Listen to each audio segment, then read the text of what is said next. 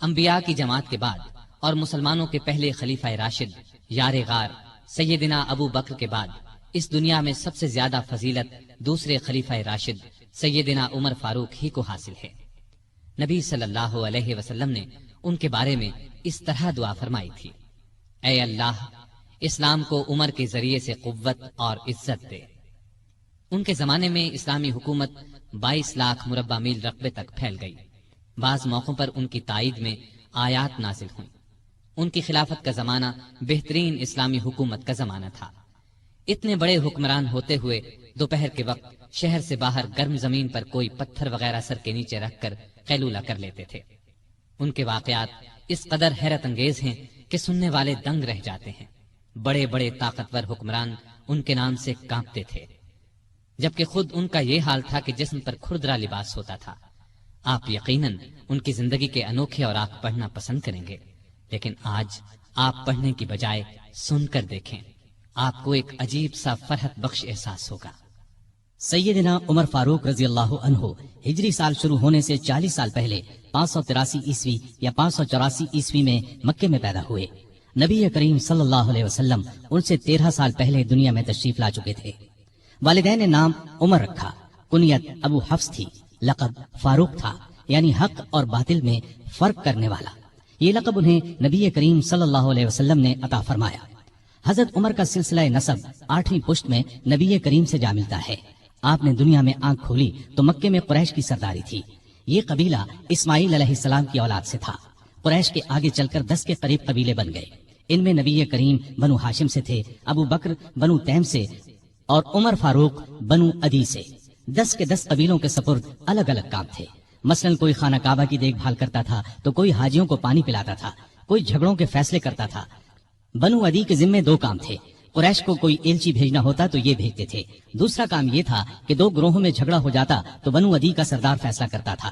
بنو عدی کے گھر صفا اور مروہ پہاڑیوں کے درمیان میں تھے۔ عمر یہیں پیدا ہوئے اور پرورش پائی۔ ان کے والد خطاب بنو عدی کے سردار تھے۔ جس زمانے میں نبی کریم صلی اللہ علیہ وسلم نے نبوت کا اعلان کیا، خطاب فوت ہو چکے تھے۔ سیدنا عمر کے بچپن کے حالات کسی کتاب میں نہیں ملتے۔ اتنا ذکر ملتا ہے کہ بڑے ہوئے تو باپ نے اونٹ چرانے پر لگا دیا۔ اونٹ چراتے ہوئے کبھی تھک کر بیٹھ جاتے تو باپ مارا کرتا تھا۔ جوانی کی عمر کو پہنچنے تک لکھنا پڑھنا سیکھ لیا تھا۔ نبی کریم صلی اللہ علیہ وسلم نے جب اعلان نبوت کیا تو قریش میں کل 17 آدمی لکھنا پڑھنا جانتے تھے۔ ان میں عمر فاروق بھی تھے۔ اس کے علاوہ انہوں نے سپاہگری، تیغ زنی اور گھڑ سواری میں کمال حاصل کیا۔ گھڑ سواری کا حال یہ تھا کہ اچھل کر گھوڑے پر بیٹھ جاتے۔ کشتی کا فن بھی سیکھا۔ اونچے قد کے طاقتور آدمی تھے، چوٹی کے کئی پہلوانوں سے مقابلے جیتے۔ شاعر نہیں تھے، اشعار پسند کرتے تھے۔ تقریر کرنے کا ڈھنگ بھی آتا تھا۔ مزاج میں غصہ اور سختی تھی۔ جوان ہونے پر تجارت کا پیشہ اختیار کیا۔ نبی کریم نے نبوت کا اعلان کیا تو ان کی عمر 27 سال تھی۔ اس وقت قریش میں بہت اونچی حیثیت کے مالک تھے۔ مکے کے معزز لوگوں میں شمار ہوتا تھا۔ ان کے بھائی زید بن خطاب، بہن فاطمہ بنت خطاب اور بہنوئی سعید بن زید نے جلد ہی اسلام قبول کر لیا۔ لیکن عمر اپنے باپ دادا کے مذہب پر سختی سے قائم رہے، ڈٹ کر اسلام کی مخالفت کی۔ مسلمان ہو جانے والوں کو مارتے پیٹتے تھے۔ مارتے پیٹتے 6 سال گزر گئے، لیکن عمر کسی ایک انسان کو بھی اسلام سے نہ پھیر سکے۔ اس دوران میں کچھ واقعات ایسے پیش آئے جن کی وجہ سے وہ سخت الجھن میں پڑ گئے۔ کبھی اسلام کی طرف مائل ہوتے، کبھی مسلمانوں کے خلاف نفرت محسوس کرتے۔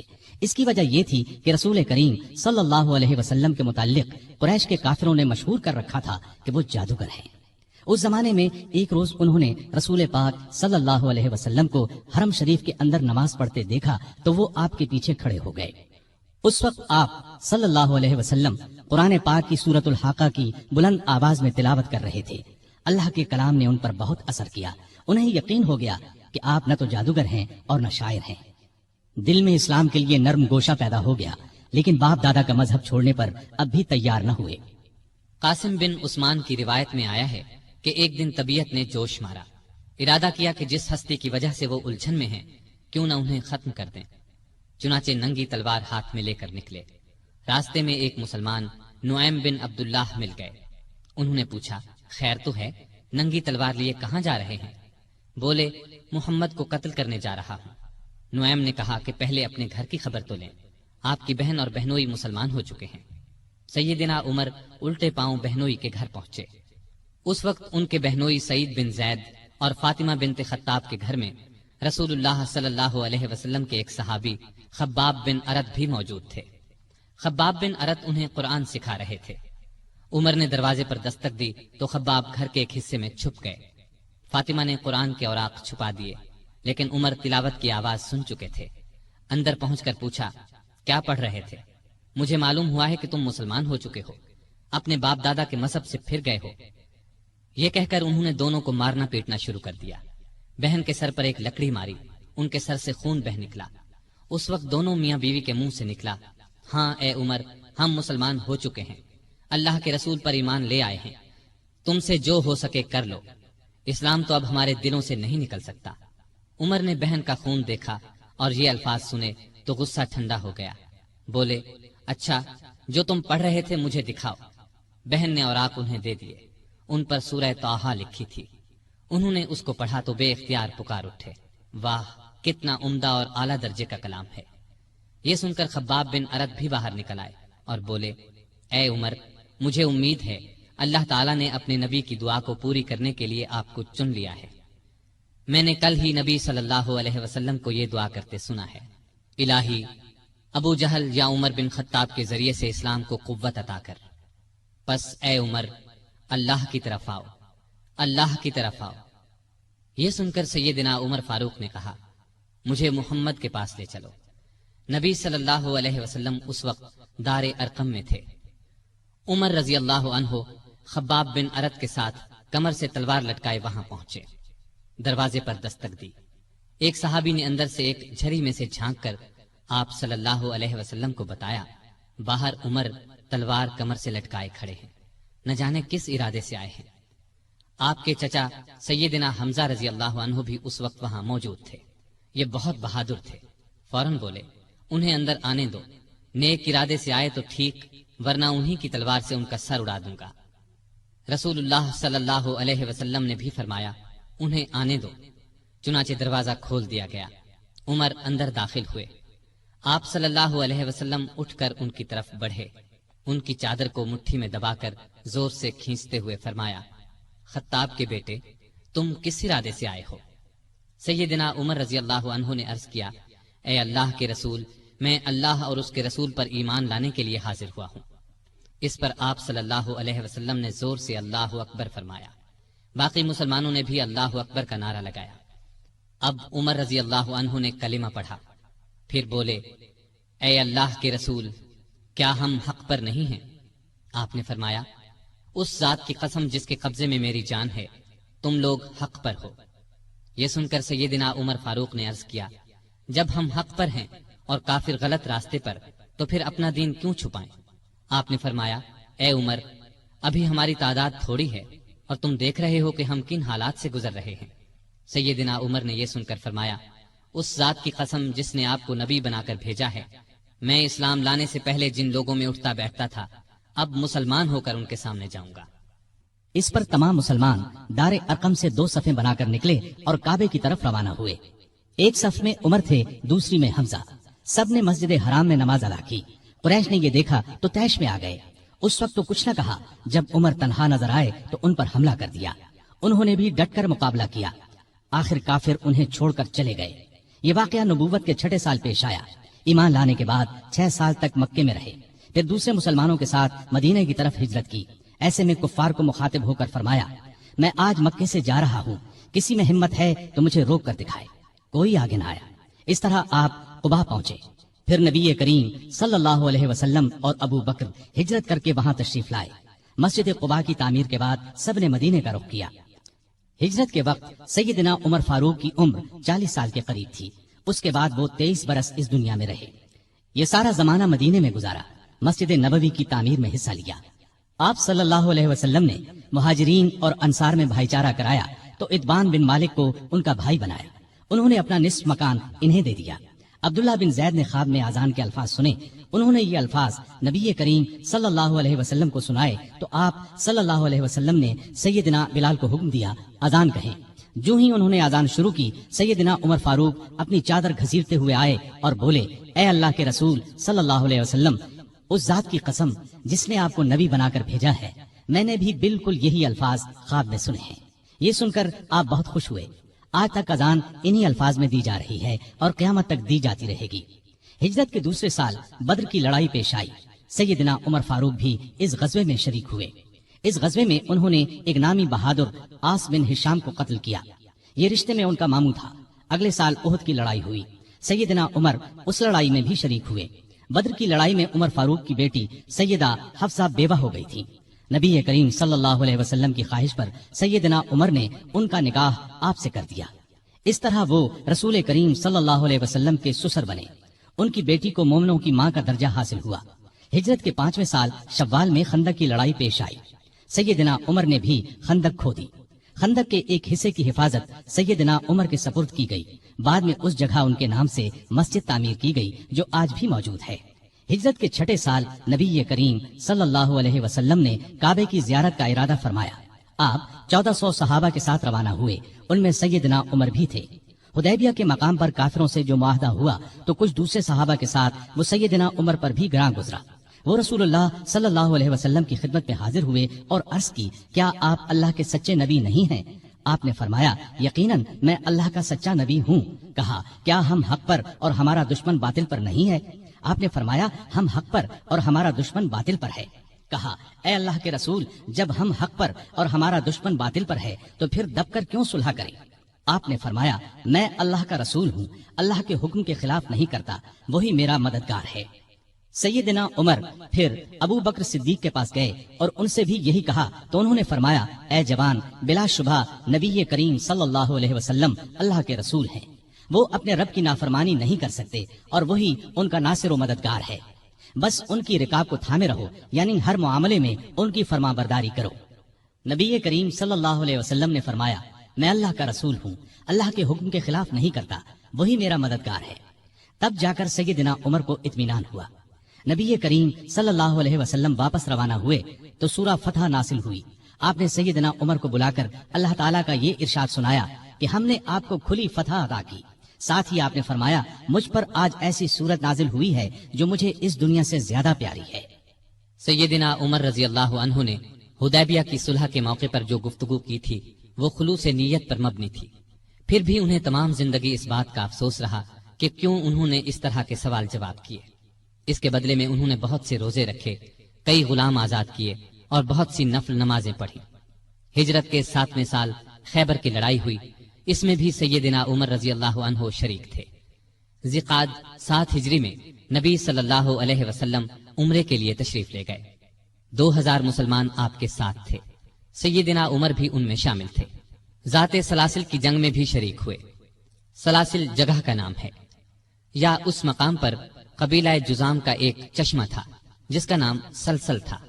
مسلمان لشکر اسی چشمے پر اترا تھا، اسی لیے اس غزوے کو ذات السلاسل کہا جاتا ہے۔ 8 ہجری 10 رمضان کو رسول اللہ صلی اللہ علیہ وسلم 10,000 ہتھیار بند صحابہ کے ساتھ مدینے سے مکے کی طرف روانہ ہوئے۔ ان میں سیدنا عمر بھی شامل تھے۔ مکے سے کچھ فاصلے پر آپ صلی اللہ علیہ وسلم نے پڑاؤ ڈالا۔ اس میدان کا نام اب وادی فاطمہ ہے۔ قریش کے سردار ابو سفیان نے 2 آدمیوں کو حالات معلوم کرنے کے لیے بھیجا۔ پھر ابو سفیان خود نبی کریم صلی اللہ علیہ وسلم کی خدمت میں حاضر ہوئے۔ ایسے میں سیدنا عمر رضی اللہ عنہ نے عرض کیا، اے اللہ کے رسول، مجھے اجازت دیں میں ابو سفیان کا سر اڑا دوں۔ لیکن آپ نے ایسا کرنے کی اجازت نہ دی۔ اس موقع پر ابو سفیان نے اسلام قبول کیا۔ ان کے بعد مکے کے باقی ماندہ لوگ بھی مسلمان ہو گئے۔ فتح مکہ کے بعد غزوہ حنین پیش آیا۔ اس غزوے کی ابتدا میں مسلمانوں کے پاؤں اکھڑ گئے۔ صرف رسول اللہ صلی اللہ علیہ وسلم چند صحابہ کے ساتھ میدان میں کھڑے رہے۔ ان میں سیدنا عمر بھی تھے۔ پھر سیدنا عباس رضی اللہ عنہ کی آواز پر مسلمان پلٹے اور کفار کو شکست دی۔ تبوک کی لڑائی کے لیے سیدنا عمر نے اپنے مال کا نصف حصہ نبی صلی اللہ علیہ وسلم کی خدمت میں پیش کیا۔ حجۃ الوداع کے موقع پر بھی سیدنا عمر ساتھ تھے۔ اس حج کے بعد ہی آپ صلی اللہ علیہ وسلم اس دنیا سے رخصت ہوئے۔ سفر 11 ہجری میں آپ صلی اللہ علیہ وسلم نے اسامہ بن زید کو اسلامی لشکر کا سپاہ سالار مقرر کیا اور حکم دیا کہ جا کر رومیوں سے موتا کی لڑائی کا بدلہ لیں۔ موتا کی لڑائی ہجرت کے 8ویں سال میں ہوئی تھی۔ اس میں اسامہ کے والد زید اور بہت سے صحابہ رضی اللہ عنہم شہید ہو گئے تھے۔ چنانچہ آپ نے یہ لشکر روانہ فرمایا۔ اس میں بڑے بڑے صحابہ کے ساتھ سیدنا عمر بھی شریک تھے۔ آپ صلی اللہ علیہ وسلم نے رحلت فرمائی تو سیدنا عمر رضی اللہ عنہ کو آپ کی وفات کا یقین ہی نہیں آتا تھا۔ وہ یہ اعلان کر رہے تھے، جو شخص یہ کہے گا کہ رسول اللہ صلی اللہ علیہ وسلم نے وفات پائی ہے، میں اس کی گردن اڑا دوں گا۔ پھر ابو بکر رضی اللہ عنہ کے سمجھانے پر یقین آیا کہ نبی صلی اللہ علیہ وسلم رحلت فرما چکے ہیں۔ آپ صلی اللہ علیہ وسلم کی وفات کے بعد خلافت کے مسئلے پر مسلمانوں میں اختلاف پیدا ہوا تو اس موقع پر سیدنا عمر نے ابو بکر رضی اللہ عنہ کا نام خلافت کے لیے سب کے سامنے رکھا۔ سبھی نے اس سے اتفاق کیا۔ ابو بکر کے بارے میں سیدنا عمر کے یہ الفاظ ہیں: ابو بکر رسول اللہ صلی اللہ علیہ وسلم کے صحابی ہیں، غار کے ساتھی ہیں، یہ تمام مسلمانوں سے زیادہ تمہارے معاملات کے والی ہونے کے حقدار ہیں۔ خلیفہ بننے کے بعد سیدنا ابو بکر نے سب سے پہلے اسامہ بن زید کا لشکر روانہ فرمایا۔ یہ لشکر نبی کریم صلی اللہ علیہ وسلم کی شدید علالت کی وجہ سے مدینہ سے باہر مقام جرح پر ٹھہر گیا تھا اور پھر وفات کی وجہ سے روانہ نہ ہو سکا تھا۔ اس موقع پر سیدنا ابو بکر نے اسامہ بن زید سے کہا کہ سیدنا عمر فاروق رضی اللہ عنہ کو ان کے پاس چھوڑ جائیں، کیونکہ ان کے مشوروں کی ضرورت پڑے گی۔ اسامہ بن زید نے خوشی سے یہ بات منظور کی۔ ابو بکر کی خلافت 2.25 برس رہی۔ تمام عرصے میں سیدنا عمر ان کے خاص مشیر رہے۔ اس دوران میں سیدنا عمر نے سیدنا ابو بکر کو مشورہ دیا کہ قرآن کو ایک جگہ جمع کر دیا جائے۔ انہوں نے یہ مشورہ اس لیے دیا کہ یمامہ کی لڑائی میں قرآن مجید کے حافظ بہت سے صحابہ شہید ہو گئے تھے۔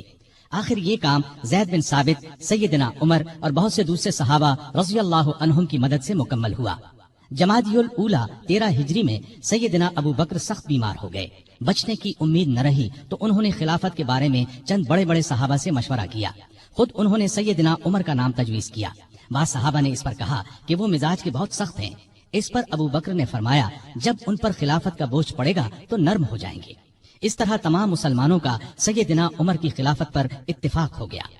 سیدنا ابو بکر نے آخر وقت میں سیدنا عمر کو یہ وصیت کی کہ عراق میں مسلمان ایرانیوں سے لڑ رہے ہیں، ان کے لیے فوراً مدد بھیجی جائے۔ اس وصیت کے بعد 22 جمادی الاخری کو سیدنا ابو بکر نے وفات پائی۔ تمام مسلمانوں نے خوشی سے سیدنا عمر کی بیعت کر لی۔ اس طرح وہ مسلمانوں کے دوسرے خلیفہ راشد بنے۔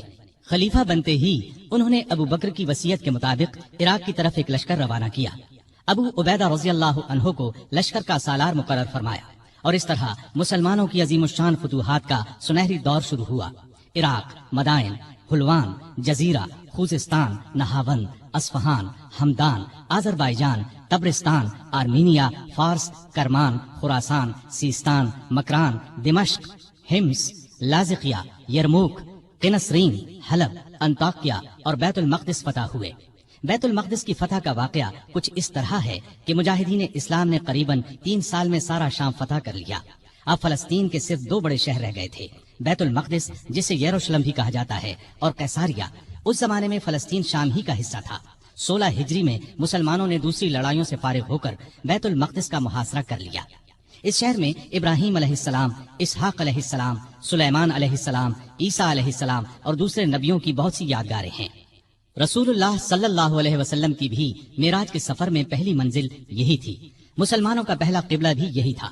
نہ صرف یہودی اور عیسائی بلکہ مسلمان بھی اس کی بہت عزت کرتے تھے اور کرتے ہیں۔ مسلمانوں نے جب بیت المقدس کا محاصرہ کیا تو شہر کے باشندوں نے شہر کے دروازے بند کر لیے۔ چند دن تو اس طرح گزرے، پھر انہوں نے مسلمانوں کے سپہ سالار ابو عبیدہ بن جراح کو پیغام بھیجا کہ ہم شہر مسلمانوں کے حوالے کرنے کے لیے تیار ہیں، لیکن شرط یہ ہے کہ مسلمانوں کے خلیفہ خود یہاں آئیں اور صلح کا معاہدہ کریں۔ ابو عبیدہ بن جراح نے یہ بات سیدنا عمر کو لکھ بھیجی۔ خلیفہ ثانی سیدنا عمر نے صحابہ سے مشورہ کر کے وہاں جانے کا فیصلہ کیا۔ آپ نے رجب 16 ہجری میں حضرت علی رضی اللہ عنہ کو اپنا قائم مقام بنایا اور روانہ ہو گئے۔ اس وقت دنیا کے بڑے بڑے حکمران ان کا نام سن کر کانپتے تھے، لیکن اپنے وقت کے سب سے بڑے حاکم کے سفر کا حال یہ تھا کہ چند بزرگ صحابہ کے سوا ان کے ساتھ کوئی نہیں تھا۔ فوج، نہ خیمے، نہ کارے، نہ جھنڈے، ایک اونٹ پر سوار تھے۔ اس پر ستو اور کھجور کے 2 تھیلے لادے ہوئے تھے۔ ایک طرف پانی کی مشک لٹک رہی تھی۔ راستے میں کھانے کا وقت آتا تو سب مل کر کھا لیتے۔ آپ کا لباس بہت معمولی سا تھا۔ بیت المقدس کے قریب پہنچے تو صحابہ نے مشورہ دیا کہ لباس تبدیل کر لے قیمتی پوشاک پیش کی، لیکن آپ نے وہ لباس پہننے سے انکار کر دیا اور فرمایا اللہ نے ہمیں جو عزت دی ہے وہ اسلام کی وجہ سے ہے اور ہمارے لیے یہی کافی ہے۔ غرض اسی حالت میں شہر میں داخل ہوئے۔ عیسائیوں نے شہر آپ کے حوالے کر دیا۔ مسلمانوں نے وہاں ایک مسجد بنائی، اس کا نام مسجد عمر رکھا۔ یہ آج بھی موجود ہے اور اب تک مسجد عمر کہلاتی ہے۔ 14 ہجری میں مسلمانوں نے ہمس کو فتح کر لیا تھا۔ 17 ہجری کو روم کے بادشاہ ہرقل نے ہمس مسلمانوں سے چھیننے کے لیے سمندر کے راستے فوج بھیجی۔ اس فوج نے ہمس کا محاصرہ کر لیا۔ جزیرے کے لوگوں نے بھی ہرقل کو ایسا کرنے پر اکسایا تھا، چنانچہ جزیرے سے بھی 30,000 فوج آ کر ہرقل کی فوج سے مل گئی۔ سیدنا ابو عبیدہ بن جراح رضی اللہ عنہ نے ان حالات کی اطلاع سیدنا عمر فاروق کو بھیجی تو انہوں نے ان کی مدد کے لیے مزید فوج روانہ کی۔ دوسری طرف سہیل بن عدی کی سرکردگی میں ایک فوج جزیرے کی طرف روانہ کر دی۔ خود بھی مدینے سے چل کر دمشق آ گئے تاکہ نزدیک سے تمام حالات پر نظر رکھ سکیں۔ سہیل بن عدی جزیرے کی طرف بڑھے تو جزیرے سے ہمس کی طرف روانہ ہونے والی فوج کو اپنے گھر کی فکر پڑ گئی۔ وہ ہرقل کی فوج کا ساتھ چھوڑ کر واپس جزیرے چلے گئے۔ ادھر ابو عبیدہ بن جراح نے خالد بن ولید کے مشورے سے شہر سے نکل کر ہرقل کی فوج پر حملہ کر دیا۔ گھمسان کی لڑائی کے بعد رومیوں نے بدترین شکست کھائی۔ 4,000 رومیوں نے اسلام قبول کر لیا، 4,000 مارے گئے اور باقی بھاگ نکلے۔ اس لڑائی کے بعد پھر کبھی ہرقل کو شام پر چڑھائی کی جرأت نہ ہوئی۔ 18 ہجری میں عراق میں طاعون کی وبا پھیلی، اس میں بڑے بڑے صحابہ فوت ہو گئے۔ چند ایک کے نام یہ ہیں: ابو عبیدہ بن جراح جو مسلمانوں کی فوج کے سپہ سالار بھی تھے، معاذ بن جبل رضی اللہ عنہ، یزید بن ابی سفیان رضی اللہ عنہ، شرحبیل بن حسنہ رضی اللہ عنہ اور کئی بڑے بڑے صحابہ اس وبا میں فوت ہوئے۔ دور فاروقی میں عرب میں قحط پڑا، ایسے میں سیدنا عمر نے رعایا کی خبر گیری میں دن رات ایک کر دیا۔ انسانوں کے لیے خوراک تھی نہ جانوروں کے لیے۔ سیدنا عمر کو انسانوں اور جانوروں کی یہ بدحالی دیکھ کر بہت صدمہ ہوا۔ انہوں نے بیت المال میں جتنا غلہ تھا سب مسلمانوں میں تقسیم کر دیا، جو نقدی تھی وہ بھی مسلمانوں میں تقسیم کر دی۔ تمام صوبوں کے حاکموں کو خط لکھے کہ فوراً زیادہ سے زیادہ غلہ روانہ کرو۔ چنانچہ ابو عبیدہ بن جراح نے شام کے علاقے سے 4,000 اونٹ غلے سے لدے ہوئے بھیجے۔ عمرو بن عاص نے مصر سے سمندر کے راستے بحری جہاز روانہ کیے، ان میں ہر جہاز پر 6,000 من غلہ لدا ہوا تھا۔ جب یہ جہاز مدینے کی قریبی بندرگاہ پر پہنچے تو سیدنا عمر خود انہیں دیکھنے کے لیے بندرگاہ پہنچے۔ غلے کو حفاظت سے رکھنے کے لیے بندرگاہ میں 2 بڑے بڑے مکان بنوائے۔ دوسرے صوبوں سے بھی بہت سا غلہ پہنچ گیا۔ غلے کی تقسیم کا یہ انتظام کیا کہ بہت سے رجسٹر بنوائے، ان میں قحط کا شکار ہونے والوں کے نام درج کیے گئے۔ ہر ایک نام کے ساتھ ان کی ضرورت کے مطابق غلے کی مقدار لکھی گئی۔ پھر ہر شخص کو پرچی دی گئی، اس پر سیدنا عمر کی مہر ہوتی تھی۔ اس پرچی کے مطابق انہیں روزانہ غلہ دیا جاتا۔ اس کے علاوہ سیدنا عمر ہر روز 20 اونٹ اپنے سامنے ذبح کرواتے اور ان کا گوشت پکوا کر لوگوں کو کھانا کھلاتے۔ اس طرح ہزاروں آدمی روزانہ سیدنا عمر رضی اللہ عنہ کے دسترخوان پر کھانا کھاتے۔ غلے کے علاوہ لوگوں میں کپڑے اور کھجوریں بھی تقسیم کی جاتی، اور خود اپنا یہ حال تھا کہ اس زمانے میں گوشت، دودھ اور گھی کھانا بالکل چھوڑ دیا تھا۔ اکثر بھوکے رہتے یا عام لوگوں کے ساتھ خود بھی کھاتے۔ اس طرح اس کا اثر آپ کے جسم پر پڑا۔ لوگ انہیں دیکھتے اور کہتے اگر قحط دور نہ ہوا تو رعایا کا غم انہیں مار ڈالے گا۔ ایک دن ایک شخص سے پانی مانگا، اس کے پاس شہد تھا، اس نے وہی پیش کر دیا۔ آپ نے شہد پینے سے انکار کر دیا اور فرمایا قیامت کے دن اگر مجھ سے پوچھا گیا کہ لوگ روٹی کو ترس رہے تھے اور تو شہد کھاتا تھا تو میں کیا جواب دوں گا۔ ایسا بھی ہوا کہ گھی کا برتن اور آٹے کی بوری اٹھواتے اور جہاں کہیں بھوکوں کا مجمع نظر آتا اپنے خادم کی مدد سے کھانا تیار کرواتے اور انہیں کھلاتے۔ دیہاتوں میں جاتے، وہاں اونٹ ذبح کرتے، گوشت، آٹا اور کپڑے لوگوں میں تقسیم کرتے۔ قحط کے دنوں میں سخت بے چین رہتے اور دعا کرتے تھے، اے اللہ میرے عملوں کی وجہ سے محمد صلی اللہ علیہ وسلم کی امت کو تباہ نہ کر۔ لوگوں کا خیال اس قدر تھا کہ فرمایا کرتے تھے اگر دریائے فرات کے کنارے ایک کتا بھی بھوکا مر گیا تو اللہ کے سامنے مجھے اس کا جواب دینا ہوگا۔ وہ خود اور لوگ رو رو کر بارش کی دعائیں کرتے تھے۔ آخر ایک دن نبی صلی اللہ علیہ وسلم کے چچا عباس رضی اللہ عنہ اور دوسرے مسلمانوں کو لے کر نکلے اور نہایت عاجزی سے ان الفاظ میں دعا کی، اے اللہ پہلے تو ہم اپنے نبی صلی اللہ علیہ وسلم کے وسیلے یعنی نبی کی دعا کے وسیلے سے تجھ سے دعا کیا کرتے تھے، اب ہم تجھ سے اپنے نبی کے چچا کے وسیلے یعنی چچا کی دعا کے وسیلے سے دعا کرتے ہیں کہ ہم پر بارش نازل فرما۔ ابھی یہ دعا ہو رہی تھی کہ آسمان پر بادل چھا گئے اور ایسی موسلا دھار بارش ہوئی کہ ہر طرف پانی ہی پانی نظر آنے لگا۔ اس بارش نے خشک کھیتوں میں جان ڈال دی اور قحط دور ہو گیا۔ بیت المقدس کی فتح کے بعد شام میں قیصاریہ کا شہر باقی رہ گیا تھا، اس پر ابھی تک رومیوں کا قبضہ تھا۔ بحیرہ روم کے ساحل پر ایک بہت بڑا شہر تھا، یہ مہم امیر معاویہ کے سپرد کی گئی، انہوں نے شہر کو فتح کیا۔ 80,000 رومیوں میں سے بہت کم زندہ بچے۔ اب پورے شام پر اسلام کا جھنڈا لہرانے لگا۔ اس زمانے میں مصر کا ملک بھی رومی حکومت کے ماتحت تھا۔ 18 ہجری میں حضرت عمر نے حضرت عمرو بن عاص رضی اللہ عنہ کو 4000 کا لشکر دے کر مصر روانہ کیا۔ مصر کا حاکم مقوقس تھا، اس نے بے تحاشا فوج جمع کر لی، قلعہ بھی حد درجے محفوظ تھا۔ ان حالات کی خبر عمرو بن عاص نے سیدنا عمر کو دی تو انہوں نے 10,000 فوج اور بھیجی اور ان کے ساتھ بزرگ صحابی زبیر بن عوام کو سالار مقرر کیا۔ ان کے ہاتھ پر قلعہ فتح ہوا۔ اس کے بعد اسکندریہ کی باری آئی۔ اسکندریہ کی فتح کے بعد سیدنا عمر نے عمرو بن عاص کو مصر کا گورنر مقرر کیا۔ دریائے نیل مصر کا ایک بہت بڑا دریا تھا۔ تاریخ میں ہے کہ ایک دن بہت سے مصری عمرو بن عاص کے پاس آئے اور کہا، اس سال دریائے نیل میں پانی بہت کم رہ گیا ہے، ہماری فصلیں برباد ہو رہی ہیں۔ پرانے زمانے سے یہ رسم چلی آ رہی ہے کہ جب دریا میں پانی کم ہو جائے تو ہم ایک مقررہ تاریخ کو ایک کنواری لڑکی چن لیتے ہیں، اس کے والدین کی مرضی سے اسے نہایت قیمتی زیور اور کپڑے پہنا کر دلہن کی طرح بنا دیتے ہیں، پھر اسے دریائے نیل میں گرا دیتے ہیں۔ اس طرح دریا میں پانی چڑھ جاتا ہے، ارد گرد کے تمام علاقے سیراب ہو جاتے ہیں۔ اگر آپ اجازت دیں تو ہم یہ رسم ادا کریں۔ عمرو بن عاص نے کہا، یہ تو بڑی ظالمانہ رسم ہے۔ جواب میں انہوں نے کہا، اگر آپ نے ہمیں یہ رسم ادا کرنے کی اجازت نہ دی تو ملک میں قحط پڑ جائے گا، ہم تباہ ہو جائیں گے۔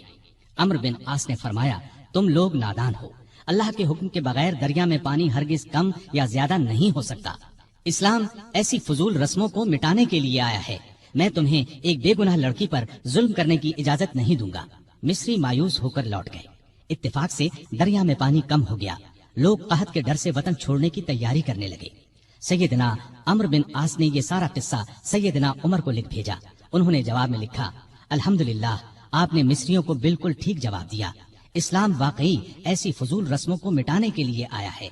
میں ایک خط بھیج رہا ہوں، اس کو دریائے نیل میں ڈال دینا۔ عمرو بن عاص نے خط کو دریا میں ڈالنے سے پہلے اس کی عبارت پڑھی۔ اس کے الفاظ یہ تھے، اے نیل، اگر تو اپنے اختیار سے بہہ رہا ہے تو مت بہہ، اور اگر تو اللہ تعالیٰ کے حکم سے بہہ رہا ہے تو میں اللہ تعالیٰ کے حضور دعا کرتا ہوں کہ وہ تجھے پہلے کی طرح زیادہ پانی کے ساتھ جاری کر دے۔ یہ رقعہ دریا میں ڈال دیا گیا۔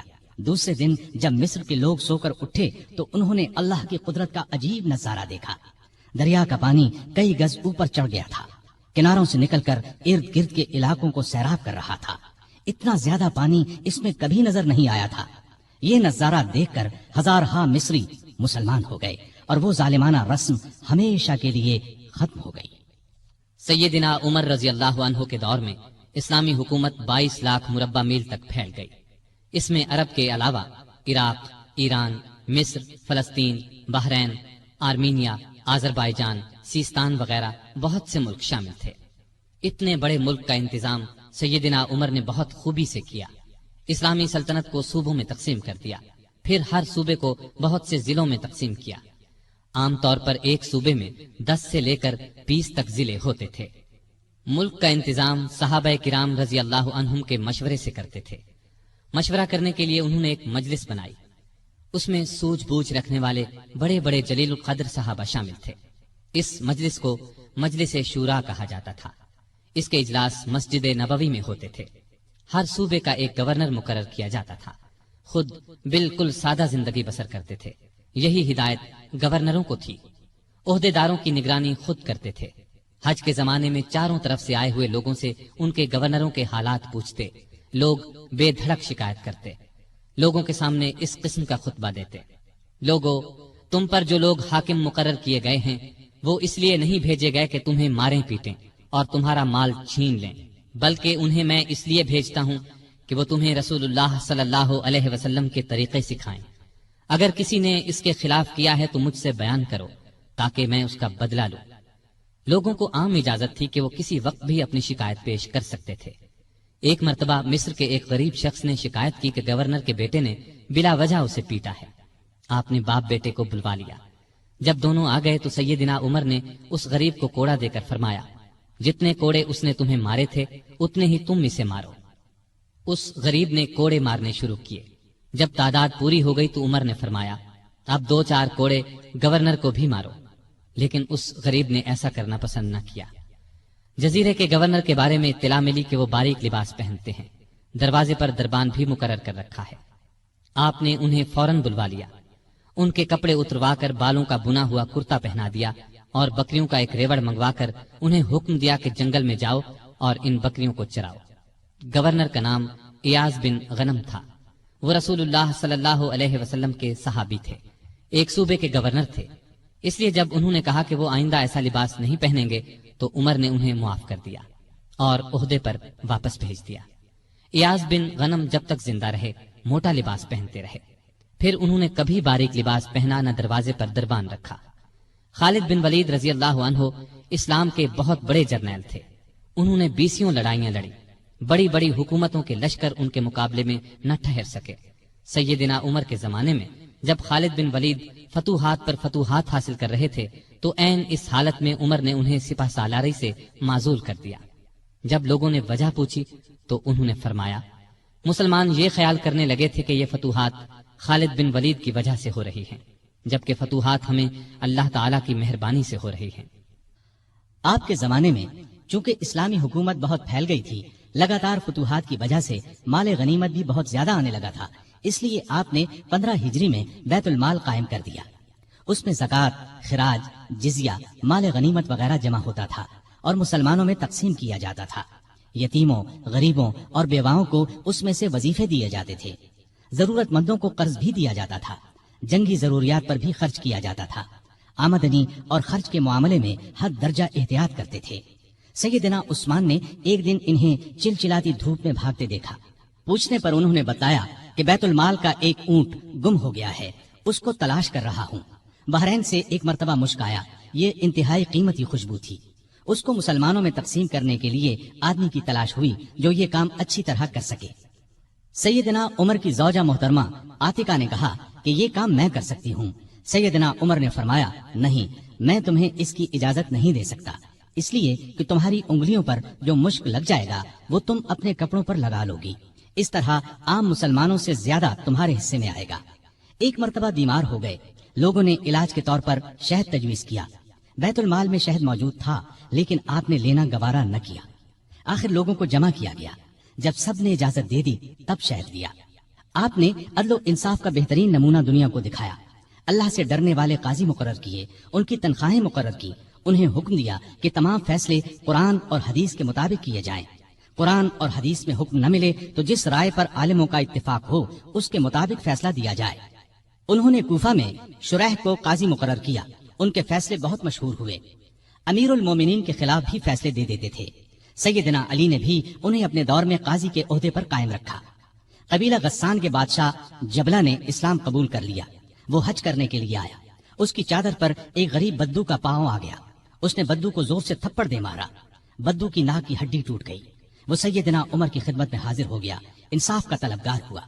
सैयदना उमर ने जबला को बुला भेजा। वो हाजिर हुआ तो आपने उसे कहा, तुमने इस गरीब मुसलमान से ज्यादती की है, लिहाजा बदला दो। ये गरीब तुम्हें उस जगह थप्पड़ मारेगा जिस जगह उसके मुंह पर थप्पड़ लगा है। हाँ, अगर तुम इससे मुआफी मांग लो और ये मुआफ कर दे तो और बात है। जबला ने कहा, मुझे एक दिन की मोहलत दी जाए ताकि मैं गौर कर सकूं। जबला को एक दिन की मोहलत मिल गई। वो वहां से फरार होकर शाम चला गया और दोबारा ईसाई मजहब इख्तियार कर लिया। एक मर्तबा हज के मौके पर एक शख्स ने गवर्नर की शिकायत की कि उसने मुझे बेकसूर 100 कोड़े मारे हैं। सैयदना उमर रज़ियल्लाहु अन्हु ने शिकायत दुरुस्त पाई तो हुक्म दिया, तुम भी इसे 100 कोड़े मारो।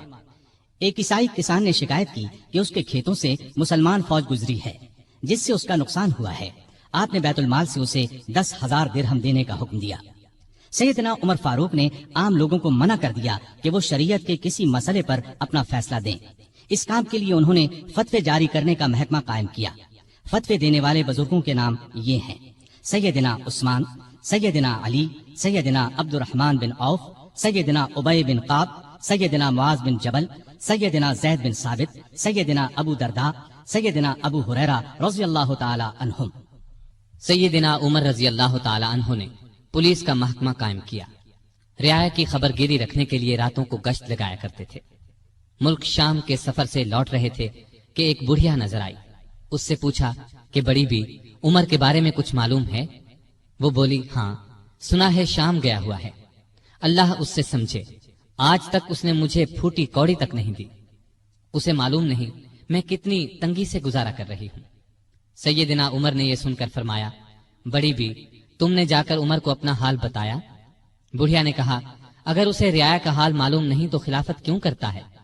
سیدنا عمر فاروق رضی اللہ عنہ یہ سن کر رو پڑے۔ پھر اس سے پوچھا، تم کیا لے کر عمر کو معاف کر سکتی ہو؟ اس نے کہا، اگر مجھے 25 دینار مل جائیں تو معاف کر دوں گی۔ آپ نے اسی وقت اسے 25 دینار دے دیے۔ وہ خوش ہو کر دعائیں دینے لگی، اللہ عمر کو معاف کرے، اس پر اپنی رحمت نازل کرے۔ بعد میں سیدنا عمر رضی اللہ عنہ نے اس کا وظیفہ مقرر فرما دیا۔ ایک رات گشت کے دوران میں چند بچوں کے رونے کی آواز سنی۔ معلوم ہوا کہ بچے بھوکے ہیں اور ماں نے انہیں بہلانے کے لیے ہانڈی میں صرف پانی ڈال کر آگ جلا رکھی ہے۔ آپ اسی وقت خادم اسلم کے ساتھ بیت المال گئے۔ آٹا، گوشت، گھی اور کھجوریں نکال کر خادم سے فرمایا، یہ تمام چیزیں میری کمر پر رکھ دو۔ اسلم نے عرض کیا، آپ کیوں تکلیف کرتے ہیں، میں اٹھا لیتا ہوں۔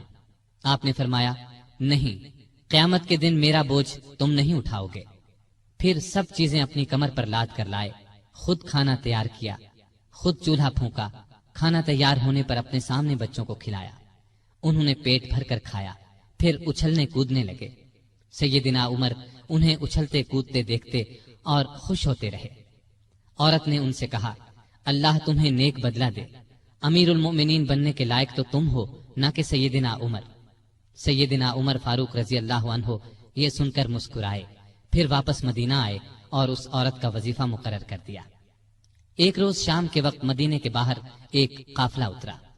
سیدنا عمر نے عبد الرحمن بن عوف رضی اللہ عنہ کو ساتھ لیا اور رات بھر قافلے کا پہرا دیتے رہے۔ ایک قافلے میں ایک ننھے بچے کو روتے دیکھا تو اس کی ماں پر ناراض ہوئے کہ بچے کو دودھ کیوں نہیں پلاتی۔ وہ آپ کو پہچانتی نہیں تھی۔ کہنے لگی، امیر المؤمنین نے حکم دیا ہے کہ جب تک بچے ماں کا دودھ پیتے رہیں بیت المال سے ان کا وظیفہ مقرر نہ کیا جائے۔ میں اس کا دودھ چھڑا رہی ہوں تاکہ وظیفہ لگ جائے۔ یہ ہے اس کے رونے کی وجہ۔ سیدنا عمر یہ سن کر روئے، پھر اعلان کر دیا کہ جس دن کوئی بچہ پیدا ہوگا اس کا وظیفہ اسی دن سے مقرر ہو جائے گا۔ ایک مرتبہ لوگوں کو کھانا کھلا رہے تھے، ایک شخص کو بائیں ہاتھ سے کھانا کھاتے دیکھا۔ نزدیک جا کر اس سے کہا، دائیں ہاتھ سے کیوں نہیں کھاتے؟ اس نے کہا، میرا دائیں ہاتھ موتا کی لڑائی میں کٹ گیا تھا۔ یہ سن کر سیدنا عمر رونے لگے، اس کے پاس بیٹھ گئے اور بولے، افسوس، تمہیں وضو کون کراتا ہوگا؟ پھر اس کی خدمت کے لیے ایک خادم دیا اور ضرورت کی چیزیں اس کے گھر بھجوائیں۔ ایک رات گشت کے دوران میں ایک عورت کی آواز سنی۔ وہ اپنی بچی سے کہہ رہی تھی، دودھ میں پانی ملا دے۔ بیٹی نے یہ سن کر کہا، ماں، امیر المؤمنین کا حکم ہے کوئی دودھ میں پانی نہ ملائے۔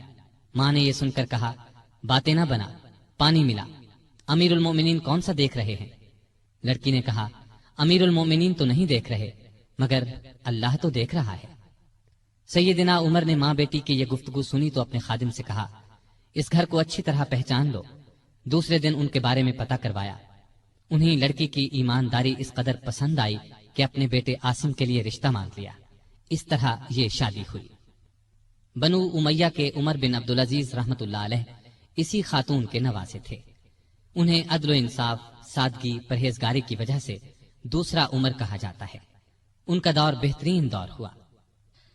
مدینے کی ایک بے سہارا اندھی عورت کے گھر کی صفائی امیر المومنین خود کیا کرتے تھے۔ رسول اللہ صلی اللہ علیہ وسلم کے ایک صحابی سعید بن یربوک کی آخری عمر میں بینائی جاتی رہی۔ ان کے لیے ایک خادم مقرر کیا جو انہیں مسجد تک لاتا تھا۔ راستہ چلتے ایک عورت نے سیدنا عمر فاروق کو روک لیا اور کہا، میں رسول اللہ صلی اللہ علیہ وسلم کے صحابی خفاف بن ایما کی بیٹی ہوں۔ شوہر فوت ہو گیا ہے، چھوٹے چھوٹے بچے ہیں، کوئی زمین بھی نہیں ہے۔ بچوں کو گھر میں چھوڑ کر محنت مزدوری بھی نہیں کر سکتی کہ بچوں کو کوئی نقصان نہ پہنچ جائے۔ حضرت عمر نے اس کی پوری بات توجہ سے سنی اور فرمایا تم تھوڑی دیر یہیں ٹھہرو۔ یہ کہہ کر گھر گئے۔ واپس لوٹے، ایک موٹے تازے اونٹ پر بہت سا سامان لدا ہوا ساتھ لائے۔ اس پر کپڑے اور نقد رقم بھی تھی۔ اس عورت سے فرمایا یہ اونٹ لے جاؤ، جب ختم ہو جائے تو بتا دینا۔ جہاد پر جانے والے مسلمانوں کے گھر والوں کا بہت خیال رکھتے تھے۔ ان کے گھروں میں جا کر ان کی عورتوں سے کہتے تمہیں بازار سے کچھ منگوانا ہو تو میں لا دیتا ہوں۔ بیوہ عورتوں کا پانی بھر دیتے۔ مجاہدین کے خط آتے تو یہ خط خود ان کے گھروں میں پہنچاتے، ان سے جواب لے کر مجاہدین کو بھجواتے۔ بیت المال سے حاجت مندوں کو دیتے۔ راستوں میں چوکیاں بنوائیں تاکہ رستے محفوظ ہو جائیں۔ شہروں میں مہمان خانے بنوائے۔ ملک میں جگہ جگہ نہریں کھدوائیں جن سے آپاشی آسان ہو گئی۔ سڑکیں اور پل بنوائے۔ نئے شہر بسائے۔ قریباً 4000 مسجدیں تعمیر کروائیں۔ حرم کعبہ کو وسیع کروایا۔ مسجد نبوی کو وسیع کروایا۔ مردم شماری کا نظام رائج کیا۔ سکہ جاری کیا۔ سن ہجری قائم کیا۔ جنگوں کا سلسلہ بڑھا تو فوجی نظام قائم کیا۔ فوجیوں کی تنخواہیں مقرر کی۔ مجاہدین کے بیوی بچوں اور غلاموں کے لیے وظیفے مقرر کیے۔ فوج کو 2 حصوں میں تقسیم کیا۔ ایک باقاعدہ فوج جو ہمیشہ محاذوں پر رہتی تھی، دوسری رضاکار فوج۔ یہ لوگ عموماً گھروں میں رہتے تھے، ضرورت پڑنے پر انہیں محاذ پر بھیجا جاتا۔ ان کی تنخواہیں باقاعدہ فوج سے کم تھیں۔ ملک میں جگہ جگہ فوجی چھاونیاں قائم کی۔ چھاونیوں کے ساتھ استبل تعمیر کروائے۔ ان میں 4-4 ہزار گھوڑے تیار رہتے تھے۔ اونٹ بھی موجود رہتے۔ فوج کے ساتھ خزانچی، طبیب، جراح، غنیمت کے مال کا حساب رکھنے والے، دوسری زبانیں جاننے والے اور دشمن کی جاسوسی کرنے والے بھی رہتے تھے۔ فوج کی تعلیم کا بھی انتظام کیا۔ فوج کو یہ ہدایات تھی کہ دشمن سے جو عہد کرو اس کو پورا کرو۔ بچوں، عورتوں، بوڑھوں اور راہبوں کو قتل نہ کرو۔ مال غنیمت میں خیانت نہ کرو۔ آبادیوں کو ویران نہ کرو۔ پھلدار درختوں کو نہ کاٹو۔ جو لوگ جنگ میں قیدی بنا لیے جائیں انہیں ان کے قریبی رشتہ داروں سے جدا نہ کرو۔ لڑائی میں مارے جانے والوں کے ہاتھ پاؤں، ناک کان نہ کاٹو۔ قرآن اور حدیث کی تعلیم عام کرتی۔ سیدنا عمر خود بہت بڑے فقیہ تھے۔ انہوں نے تمام علاقوں میں فقیہ مقرر کیے۔ لوگ ان سے دینی مسائل پوچھتے تھے۔ ان کے زمانے میں اسلام کی بہت اشاعت ہوئی۔ غیر مسلموں سے اچھے سلوک کی وجہ سے بھی اسلام بہت تیزی سے پھیلا۔ انصاف کا دامن کسی قیمت پر نہیں چھوڑتے تھے۔ شام میں مسلمانوں کو مسجد بنانے کے لیے ایک زمین کی ضرورت پیش آئی۔ زمین ایک یہودی کی تھی۔ مسلمانوں نے زمین اس سے خریدنا چاہی لیکن یہودی نے انکار کر دیا۔ مسلمانوں نے زبردستی زمین پر قبضہ کر کے مسجد بنا لی۔ یہودی نے سیدنا عمر سے شکایت کی۔ سیدنا عمر فاروق نے حکم دیا کہ مسجد ناجائز طریقے سے بنائی گئی ہے، اسلام اس کی اجازت نہیں دیتا، مسجد کو گرا کر زمین یہودی کو دے دی جائے۔ چنانچہ زمین یہودی کو واپس دے دی گئی۔ اس نے اس جگہ اپنا مکان بنا لیا۔ سیدنا عمر فاروق رضی اللہ عنہ دعا کیا کرتے تھے کہ اے اللہ مجھے اپنی راہ میں شہادت نصیب فرما، مجھے اپنے رسول کے شہر میں موت دے۔ خلافت کے 11ویں سال اللہ تعالیٰ نے ان کی یہ دونوں دعائیں پوری کر دیں۔ ذی الحج 23 ہجری میں حج کے لیے مکہ گئے۔ آپ جب حجر اسود کو بوسہ دیتے تو کہتے تھے اے حجر اسود، میں جانتا ہوں کہ تو ایک پتھر ہے، تو نہ نفع دے سکتا ہے اور نہ نقصان۔ اگر میں نے رسول اللہ صلی اللہ علیہ وسلم کو تیرا بوسہ لیتے ہوئے نہ دیکھا ہوتا تو میں تیرا بوسہ نہ لیتا۔ یہ سیدنا عمر کی توحید کا کمال نمونہ ہے۔ حج سے فارغ ہو کر اس مہینے کی آخری تاریخوں میں واپس لوٹے۔ جمعے کے دن مسجد میں خطبہ دیا جو بہت طویل تھا۔ اس میں لوگوں کو بہت نصیحتیں کی۔ اس خطبے میں اپنے ایک خواب کا ذکر کیا اور فرمایا میں سمجھتا ہوں میری موت کا وقت آ پہنچا ہے۔ اس کے ساتھ ہی خلافت کے بارے میں کچھ ایسی باتیں بیان کی جن سے معلوم ہوتا تھا کہ آئندہ ہونے والے خلیفہ کے بارے میں پریشان ہیں۔ مدینے میں مغیرہ بن شعبہ کا ایک غلام تھا۔ یہ ایرانی تھا، اچھا کاریگر تھا۔ اس کا نام ابو لؤلؤ فیروز تھا۔ ایک دن سیدنا عمر سے شکایت کی کہ میں دن بھر کام کر کے جو کچھ کماتا ہوں میرا آقا اس میں سے بہت زیادہ رقم لے لیتا ہے، اس میں کمی کرا دیں۔ سیدنا عمر نے پوچھا تم کون سا کام جانتے ہو؟ اس نے کہا میں لوہار بھی ہوں، بڑھئی بھی ہوں اور بیل بوٹے بھی بنانا جانتا ہوں۔ سیدنا عمر نے دریافت کیا تمہارا آقا تم سے روزانہ کتنی رقم لیتا ہے؟ اس نے کہا 2 درہم روزانہ۔ اس پر سیدنا عمر نے فرمایا تم جو کام جانتے ہو اس کے مقابلے میں تو یہ رقم زیادہ معلوم نہیں ہوتی۔ اس پر ابو لؤلؤ ناراض ہو کر چلا گیا۔ اگلے دن ابو لؤلؤ فجر کی نماز سے پہلے مسجد میں چھپ کر بیٹھ گیا۔ سیدنا عمر لوگوں کو نماز پڑھانے لگے تو اس نے کونے سے نکل کر 2 دھاری خنجر سے امیر المؤمنین پر 6 وار کیے اور پھر صفوں میں کھڑے مسلمانوں کو زخمی کرتا باہر بھاگا، لیکن مسلمانوں نے پکڑ لیا۔ اس پر اس نے وہی خنجر اپنے پیٹ میں جھونک لیا اور مر گیا۔ ادھر امیر المؤمنین شدید زخمی ہو گئے۔ انہوں نے عبد الرحمن بن عوف رضی اللہ عنہ کا ہاتھ پکڑ کر اپنی جگہ کھڑا کر دیا، خود زمین پر گر پڑے۔ لوگوں نے نماز سے فارغ ہو کر دیکھا، جن مسلمانوں کو ابو لؤلؤ نے زخمی کیا تھا ان میں سے 7 دم توڑ چکے تھے، باقی بہت زیادہ زخمی نہیں ہوئے تھے۔ البتہ سیدنا عمر کی حالت نازک تھی۔ ایسے میں انہوں نے عبداللہ بن عباس سے پوچھا، مجھے کس نے مارا ہے؟ انہوں نے بتایا، مغیرہ بن شعبہ کے غلام ابو لؤلؤ نے۔ یہ سن کر فرمایا، اللہ کا شکر ہے، میری موت کسی ایسے شخص کے ہاتھ سے نہیں ہوئی جو اسلام کا دعویٰ کرتا ہو۔ لوگ انہیں اٹھا کر گھر لائے، دودھ پلایا گیا تو وہ زخموں کے راستے باہر آ گیا۔ اب سب کو یقین ہو گیا کہ امیر المؤمنین کا آخری وقت آ پہنچا ہے۔ لوگ غم سے نڈھال ہو گئے، ان سے ملنے کے لیے آنے لگے۔ ایک نوجوان ایسے میں ملنے آیا، اس نے کہا، اے امیر المؤمنین، آپ اللہ کی بشارت سے خوش ہو جائیں۔ آپ ان اصحاب میں سے ہیں جو بہت پہلے اسلام لائے اور رسول اللہ کے ساتھی بنے، خلیفہ بنائے گئے تو آپ نے انصاف سے کام لیا، پھر آخر آپ کو شہادت نصیب ہو گئی۔ یہ سن کر سیدنا عمر نے فرمایا، اے بھتیجے، اللہ کرے یہ چیزیں میرے گناہوں کے برابر برابر ہی ہو جائیں، مجھے کوئی عذاب ہو نہ ثواب۔ مطلب ان کے کہنے کا یہ تھا کہ بس عذاب سے بچ جاؤں۔ وہ نوجوان واپس جانے لگا تو سیدنا عمر فاروق رضی اللہ عنہ کی نظر اس کی چادر پر پڑی جو زمین کو چھو رہی تھی۔ اس نازک حالت میں بھی انہیں شریعت کا اس قدر پاس تھا کہ فرمایا، اس نوجوان کو واپس بلاؤ۔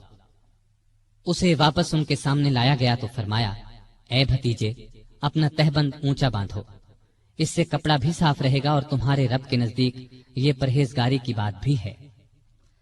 سیدنا ابن عباس رضی اللہ عنہ نے ان کا مرتبہ اور نیکیاں بیان کی تو فرمایا، اللہ کی قسم، اگر میرے پاس دنیا بھر کا سونا ہوتا تو اس سے پہلے کہ میں اللہ کے عذاب کو دیکھوں میں اسے اللہ کی راہ میں دے دیتا، یعنی عذاب کے خوف سے سارا سونا خیرات کر دیتا۔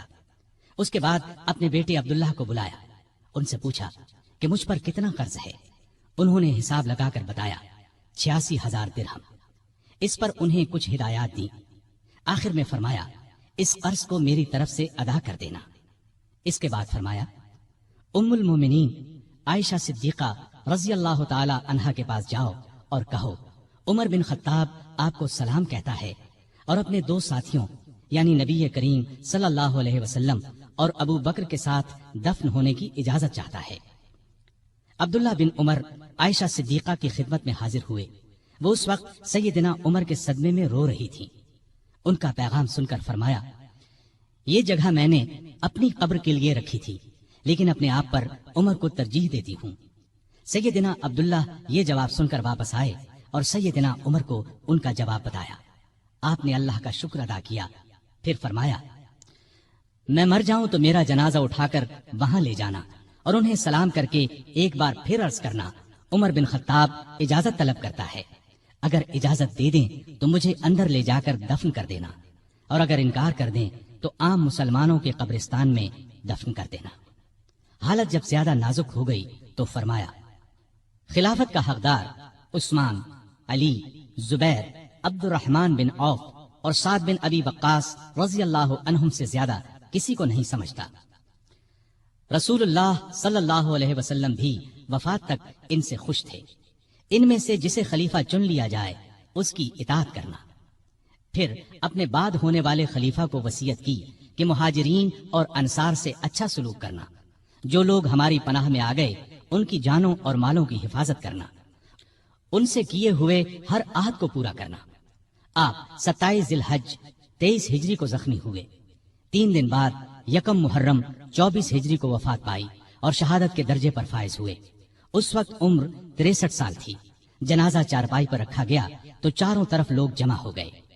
سیدنا علی رضی اللہ عنہ آئے تو فرمایا، اللہ آپ پر رحم فرمائے، آپ نے کوئی ایسا شخص نہیں چھوڑا کہ اللہ کے سامنے جانے کے لیے مجھے اس کے عمل آپ کے عمل سے زیادہ پسند ہو۔ اللہ کی قسم، مجھے امید تھی کہ اللہ آپ کو آپ کے دونوں ساتھیوں کے ساتھ رکھے گا۔ اس لیے کہ میں اکثر رسول اللہ صلی اللہ علیہ وسلم کو اس طرح فرماتے ہوئے سنا کرتا تھا، میں گیا اور ابو بکر و عمر گئے، میں داخل ہوا اور ابو بکر و عمر داخل ہوئے، میں نکلا اور ابو بکر و عمر نکلے۔ جنازہ حضرت صہیب رضی اللہ عنہ نے پڑھایا۔ حضرت علی، عثمان، سعد بن ابی وقاص اور عبد الرحمن بن عوف رضی اللہ عنہم نے قبر میں میت کو اتارا اور اسلام کے اس بہت بڑے فرزند کو ہمیشہ کے لیے رسول اللہ صلی اللہ علیہ وسلم اور سیدنا ابو بکر رضی اللہ عنہ کا ساتھ نصیب ہو گیا ہے۔ سیدنا عمر رضی اللہ عنہ نے کئی شادیاں کی، ان سے 8 یا 9 لڑکے، 4 یا 5 لڑکیاں ہوئیں۔ مشہور بیویوں کے نام یہ ہیں: زینب بنت مزعون رضی اللہ عنہا، عاتقہ بنت زید رضی اللہ عنہا، ام حکیم بنت حارث رضی اللہ عنہا، ام کلثوم بنت علی رضی اللہ عنہا۔ اولاد میں سے حفصہ، عبداللہ، عبید اللہ اور عاصم رضی اللہ عنہم بہت مشہور ہیں۔ حفصہ رضی اللہ عنہا کو رسول اللہ صلی اللہ علیہ وسلم کی پاک بیویوں میں شامل ہونے کا شرف حاصل ہے، وہ ام المومنین کہلائی۔ آپ میں اللہ کا خوف انتہا کو پہنچا ہوا تھا، عبادت کا شوق بھی بے حد تھا، راتوں کو جاگ کر نفل پڑھا کرتے تھے۔ قرآن کریم کی جن آیات میں قیامت کا ذکر ہے ان کو پڑھتے وقت بہت روتے۔ تراویح کی نماز کو انہوں نے باجماعت کرایا، ان کے دور سے آج تک تراویح باجماعت ادا کی جاتی ہے۔ آپ میں بردباری حد درجے کی تھی، دوسروں کی نکتہ چینی کو صبر اور حوصلے سے برداشت کرتے تھے۔ آپ نے ایک وقت میں کبھی دسترخوان پر 2 سالن جمع نہ کیے۔ رسول اللہ صلی اللہ علیہ وسلم اور ابو بکر رضی اللہ عنہ کا بھی یہی معمول تھا۔ نبی کریم صلی اللہ علیہ وسلم سے آپ کو انتہا درجے کی محبت تھی۔ آپ صلی اللہ علیہ وسلم پر اپنی جان قربان کرنے کے لیے ہر دم تیار رہتے تھے۔